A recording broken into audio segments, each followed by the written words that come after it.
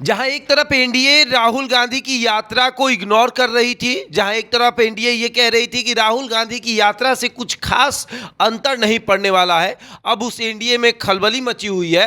अब उस भारतीय जनता पार्टी में खलबली मची हुई है। दिल्ली में बैठक हो रही है। एनडीए के तमाम सहयोगी दल जो है वो अपने नेताओं के साथ बैठकर ये पूछ रहे हैं कि भैया स्थिति क्या है क्षेत्र की, क्यों अब हमारे विधायकों को खदेड़ा जा रहा है, क्यों हमारे विधायकों को जनता जो है वो दौड़ा दौड़ा कर ये कह रही है कि आप क्षेत्र में नहीं आइएगा, क्यों हमारे विधायकों को धोती उठाकर भागना पड़ रहा है। ये सवाल तो पार्टियां आप अपने विधायकों से पूछ रही है। देखिए, राहुल गांधी की यात्रा पूरे जिले में घूमने के बाद राहुल गांधी ने जो माहौल बनाया और जिस तरीके से कांग्रेस की मजबूती दिखी है, एनडीए के तमाम सहयोगी दलों का पसीना छूट गया है।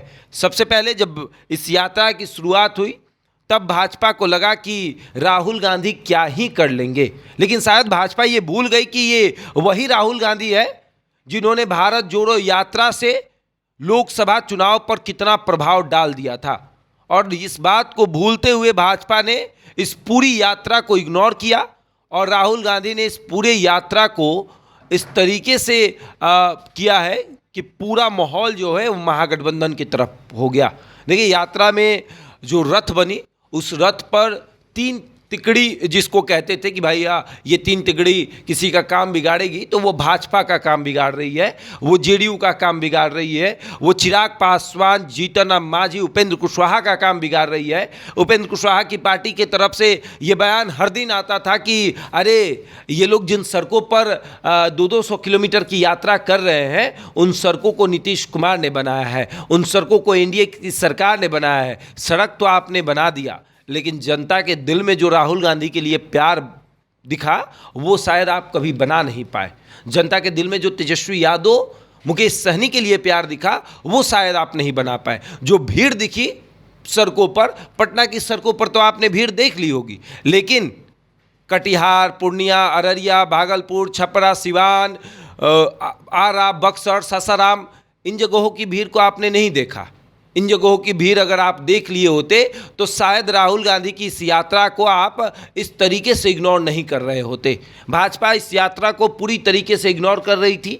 भाजपा को एक प्लस पॉइंट ये मिला कि एक मंच से नरेंद्र मोदी जो देश के प्रधानमंत्री हैं, उनको एक ऐसे लड़के ने गाली दिया जो ना कांग्रेस का कार्यकर्ता है ना राजद का कार्यकर्ता है। तो भाजपा को एक बड़ा मुद्दा मिल गया कि मोदी के मां को गाली दिया गया है, जबकि कांग्रेस कह रही है कि ये कहीं से सही नहीं है, ये बिल्कुल गलत है।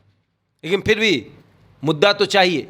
हाँ, मुद्दा मिल गया, लेकिन फिर भी जनता को ये नहीं समझा पा रहे हैं कि भैया करना क्या है, क्योंकि राहुल गांधी, तेजस्वी यादव और मुकेश सहनी, दीपांकर भट्टाचार्य की बातों से जितना जनता जागरूक हुई है उतना शायद ही भाजपा की किसी बातों से हुई।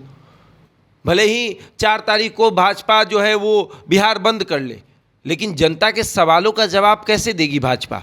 जनता तो पूछ रही है ना कि भैया हम पलायन क्यों करें।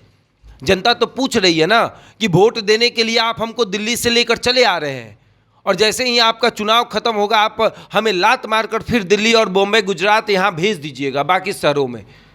तो हम सिर्फ वोट देने के लिए पैदा हुए हैं क्या बिहार में? सिर्फ वोट देने के लिए हमारा वोटर आईडी कार्ड बिहार में बना है? हम तो पलायन यहाँ से कर रहे हैं। तो वो तो पूछ रही है जनता, उसका जवाब शायद नहीं है।